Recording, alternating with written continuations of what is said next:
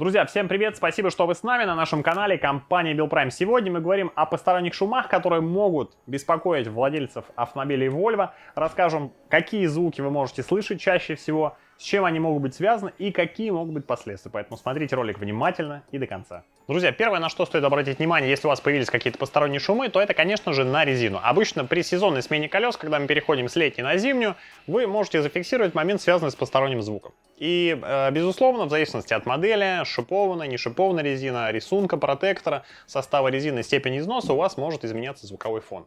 Ну, опять же, например, если мы говорим про зимнюю резину, опять же, это никакая не реклама, не антиреклама, но я считаю, что одна из лучших резин по производителям, если мы говорим о зимней резине, это компания Nokian. Ну, в частности, вот, например, на моем автомобиле это Nokian, на автомобиле супруги это тоже Nokian. Ну и в целом я очень уважаю этот финский бренд. Вот, но у них есть, например, модель шипованная 9 Hakkapeliitta, которая, ну, достаточно шумная. Вот. Плохо это или хорошо, это вопрос уже такой спорно относительный, но тем не менее вот такой звуковой эффект возникает. Какие-то другие производители, они могут быть менее шумные или более шумные. Ну, опять же, как правило, вот если вы заметили какую-то вот эту историю, связанную с посторонним шумом, то, конечно же, ну, в первую очередь, резина может приводить к таким моментам. А второй момент, который я хотел бы сказать, опять же, в первом пункте относительно резины, это даже банальная степень накачки колес, он тоже влияет на шумовой эффект. Соответственно, чем слабже у вас накачаны колеса, тем больше пятно контакта и больше может возникать звуковой эффект. Поэтому следите за тем, чтобы ваша резина была в нормированном, нормативном значении, потому как это также влияет не только на шум, но и в первую очередь на износ и управляемость автомобиля. Поэтому следите за давлением. Второй момент, который обычно возникает после того, как машина у вас постояла на улице и вы поехали, то опять же при торможении, либо просто при движении при первых километрах у вас может возникать какой-то посторонний звук. От чего он может быть? Ну, вы, наверное, обратили внимание, что когда на улице зимняя слякоть, ну и такая переменчивая погода, или когда летом идет дождь, особенно если у вас на улице стоит машина, то вы, наверное, могли заметить, что на поверхности тормозных дисков появляется, ну, такой характерный налет-ржавчина. В области, где диск у вас трется с тормозной колодкой, ну, когда вы катаетесь на автомобиле, эта часть, эта поверхность, она у вас абсолютно блестящая, а потом, когда у вас машина какое-то время постояла, при взаимодействии с внешней средой, конечно же, на этой поверхности возникают, ну, такие ржавые следы, а если машина у вас стоит достаточно долго, то в целом там появляется достаточно сильная коррозия. Соответственно, после того, как у вас машина какое-то время постояла на улице, и вы поехали, то если коррозия достаточно сильная, то она может даже задевать в ненажатом состоянии на тормоз о поверхность колодки, а если вы начали тормозить, то, соответственно, первое мгновение, пока у вас колодки работают по поверхности тормозного диска, то это как раз сопровождается таким характерным посторонним звуком, похожим на хруст. Вот. И это будет продолжаться до того момента, пока у вас эта ржавчина не сотрется. Обычно это происходит достаточно быстро, то есть она удаляется и звуки пропадают, но в первое мгновение это достаточно неприятно и достаточно так страшно звучит. Ну, если вы это заметили, то не впадайте в панику, скорее всего, проблема именно в этом, и это скоро пройдет. Идем дальше. Пункт номер 3, он уже в большей степени, конечно же, относится к подвеске автомобиля. Проявляется он примерно следующим образом. Ну, обычно там уже от скорости 40-60 км в час, когда вы просто едете на машине, у вас появляется такой характерный вертолетный звук. И он у вас, как правило, там километров до 100 прогрессирует с увеличением скорости. То есть едете 80, он сильнее, едете 100, он еще сильнее. После 100, в силу того, что у вас возникают довольно сильные аэродинамические шумы, то есть контакт кузова вашего автомобиля с ветром становится достаточно сильным, вы его отчетливо слышите в салоне, то шум подвески, шум трансмиссии, он, конечно же, уходит и в целом не так сильно выделяется. Но на интервале от 40 до 100 км в час он слышится достаточно сильно. В некоторых случаях этот шум может изменяться, если вы поворачиваете рулевое колесо влево или вправо. Ну, если он меняется, это с еще большей вероятностью говорит о неисправности, о которой я вам сейчас расскажу и покажу. А если не меняется, то это не значит, что это не та неисправность, но тем не менее она у вас может быть. Я говорю сейчас о подшипнике ступиц. В большинстве своем, наверное, да, мы с вами представляем это как просто какой-то отдельный подшипник. Ну, если, например, проводить параллель с автомобилями АвтоВАЗ, которые, наверное, много у кого были, то, возможно, вы и встречались с таким моментом, как подшипник ступицы. Например, на переднеприводных ВАЗах, да, в принципе, как и на заднеприводных, у нас подшипник ступицы — это что-то поменьше, чем вот эта история. Ну, а на некоторых машинах их может быть даже 2. И, конечно же, он ничего общего не имеет с самой ступицей. На Volvo это некий такой единый узел, то есть одна часть — это сам подшипник, вот его обойму мы вот здесь вот видим, а вторая часть — это сама ступица, то есть, соответственно, ступица у нас уже на заводе запрессовывается с подшипник в одно единое целое, Одна часть запрессовывается в кулак колеса, а вторая часть у нас с вами крепится к колесу, вернее, само колесо крепится вот к этой части ступицы, и тем самым колесо у нас держится на вот этом подшипнике. Когда у нас подшипник изнашивается, это может происходить по разным причинам. Какие-то удары, то есть уперлись в бордюр там, или, может быть, ударились, попали в какую-то сильную яму, которых у нас на наших дорогах хватает. Плюс ко всему от возраста может нарушаться вот это уплотнение подшипника, туда попадает всевозможная грязь и пыль. Ну и в целом просто механический износ, он тоже имеет место быть. И в таких случаях, как правило, возникают две проблемы. Либо это появляется посторонний звук с теми симптомами, о которых мы уже поговорили, а второй момент — появляется люфт. И если звук — это, скажем так, начальная стадия, то люфт — это менее приятная история, потому как, понятно, что ступица держит колесо. Если ступица разваливается, соответственно, у вас и колесо может в худшем случае отвалиться. Вот, в принципе, на большинстве автомобилей эта тема актуальна. Если мы говорим о современных автомобилях, то в меньшей степени. Если мы говорим об автомобилях P3 платформы, это XC60, XC70, S80, S60, такие яркие представители, то там, как правило, страдают подшипники передних ступиц. Вот, собственно, у нас вот этот подшипник, он как раз от этих моделей. Если мы говорим об XC90, как наиболее яркий представитель еще более раннего поколения автомобилей Volvo, то там в основном проблема возникает на задних подшипниках ступиц, если у вас машина полноприводная. Спереди, как правило, они живут достаточно долго.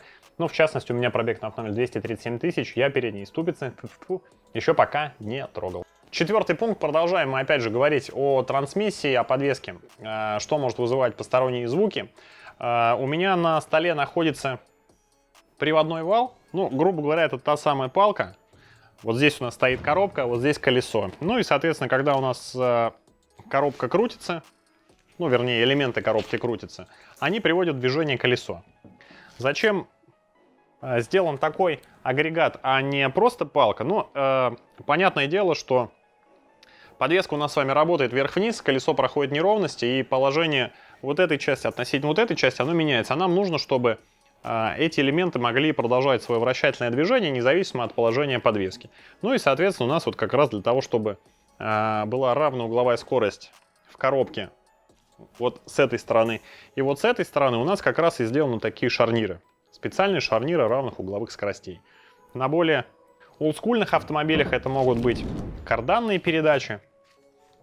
Но на современных автомобилях на всех, в большинстве своем, именно вот такие шарниры равных угловых скоростей присутствуют. Один внутренний, один внешний. Поскольку шарниры, они опять же, это механическое изделие, которое рано или поздно изнашивается, то опять же вы можете наблюдать какие-то посторонние звуки. Как правило, если у вас выходит шарнир из строя, то эти звуки наблюдаются при вывернутых колесах. То есть вы можете вывернуть рулевое колесо, например, разворачиваясь или маневрируя по парковке, и наблюдать какие-то посторонние звуки, то с высокой долей вероятности можно предположить, что проблема именно в каком-то из этих элементов. Если мы говорим о правом приводе, то есть у нас получается коробка относительно кузова смещена в левую сторону. То есть, грубо говоря, коробка находится с водительской стороны. Соответственно, левый привод, то есть расстояние от коробки до колеса с левой стороны, оно меньше, чем расстояние от коробки до правого колеса. Соответственно, здесь у нас палка, вот эта часть между шарнирами, она удлиняется, и существует промежуточный подшипник. Со временем этот подшипник также может выходить из строя. И, естественно, с увеличением скорости симптомы будут очень похожи на симптомы при выходе из строя подшипника ступицы. И, соответственно, если проблема такая наступила, то здесь опять же два варианта. Либо заменить вот эту палку, привод целиком, но она достаточно дорогая, даже не оригинальная. Либо найти способ, как заменить этот промежуточный подшипник. Вообще они достаточно живучие, и приводные валы на Volvo, они редко доставляют каких-либо хлопот. Но все бывает в жизни, поэтому ничему не стоит удивляться. Если диагностировали такую неисправность, то все это в целом устраняется. Друзья, если уважаете наш канал, если уважаете наше творчество, поставьте, пожалуйста, лайк данному видео, напишите в комментариях, сталкивались ли вы с какой-либо проблемой полного привода, с устранением каких-либо неисправностей, связанных с посторонними шумами, что это было, какая была сумма ремонта, какой пробег, какая модель у вашего автомобиля. Ваши комментарии помогают нам собирать статистику, мы также понимаем, насколько наши слова сходятся с вашими, и кроме того, мы поднимаемся в выдаче YouTube, что, конечно же, очень сильно нас мотивирует для того, чтобы снимать еще много интересных и полезных видеороликов для вас. А для тех, кто к нам присоединился только сейчас, хотел вам сразу сказать, что мы уже сняли достаточно большое количество видеороликов по-моему, уже что-то около 350 за время наших съемок. Мы все эти видеоролики распихиваем по плейлистам для того, чтобы вы могли найти интересующую вас информацию максимально быстро и максимально удобно.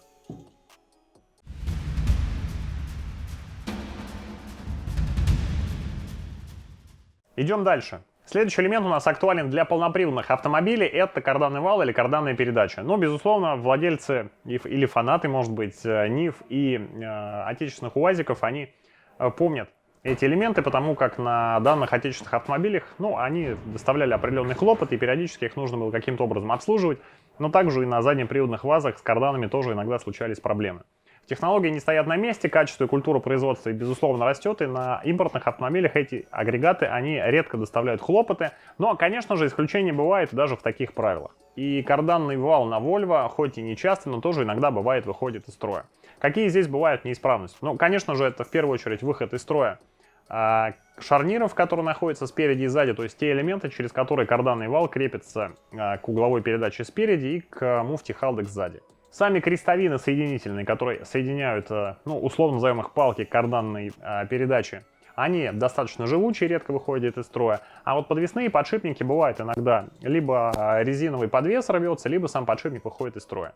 Если у вас подшипник сам выходит из строя, то, опять же, в силу описанных уже ранее проблем, в частности, как и с подшипником ступицы, при вращении с увеличением скорости, конечно же, посторонние звуки будут возникать. И если они возникают, то, опять же, в некоторых случаях возможна процедура, связанная с заменой подвесного подшипника в специализированных организациях. Сама технология официальная ремонта предлагает замену карданной передачи целиком. Карданный вал стоит достаточно дорого. Поэтому будем надеяться на то, что у вас такой проблемы не случится.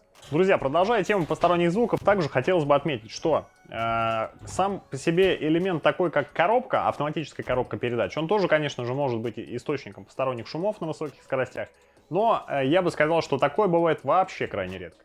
Поэтому в данном случае, поскольку мы все-таки берем какие-то статистические выкладки, мы этот элемент рассматривать не будем. Опять же, элемент, который в какой-то степени крайне редко приводит к возникновению каких-то посторонних шумов, это угловая передача. Опять же, она актуальна для полноприводных автомобилей. Это элемент, который передает крутящий момент с коробки передач на заднюю ось через кардан. Вот. Один из основных элементов, который есть в этом угловом редукторе, это вот такой вот вал с зубчатым винцом. Вот сюда надевается втулка. Опять же, у нас было уже достаточное количество роликов про втулку углового редуктора. Она соединяется с коробкой передач. Дальше через вот такую вот зубчатую шестерню у нас крутящий момент идет на заднюю ось. Есть некоторое количество подшипников в данном силовом агрегате. Ну и, конечно же, там, где есть подшипники, они могут выходить из строя. Вообще, по нашей статистике, чаще всего проблема возникает именно вот с этим элементом, то есть в контакте со втулкой. Вот это шлицевое соединение. Шлицевая часть вала, она выходит из строя, и тогда надо угловой редуктор ремонтировать. Подшипники редко выходят из строя, но все равно бывает. И финальный гвоздь нашей программы, какой уже 5-й или 6-й или 7-й пункт, я уже со счету сбился, это задний редуктор. Опять же, мы много раз уже говорили о нем. Идея такая же, принцип похож, как и в угловом редукторе. Есть определенное количество подшипников, которые могут выходить из строя. Если они выходят из строя, то это как раз сопровождается посторонними звуками.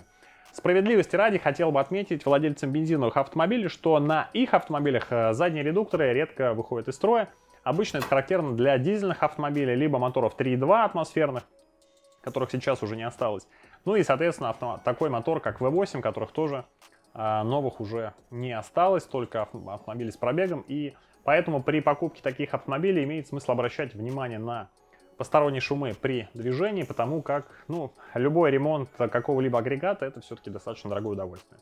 Как в целом и замена любого из тех элементов, о которых мы сегодня говорили, даже банально та же самая ступица фирмы аналога типа SKF или FAC, она все равно стоит определенную копеечку, не говоря уже о каких-то приводных валах и так далее. Поэтому берегите свою подвеску и внимательно прислушивайтесь к посторонним шумам, потому как несвоевременно, если устранить данную проблему, это может приводить к своего рода неисправностям, потому как все, что может шуметь, оно приводит в движение.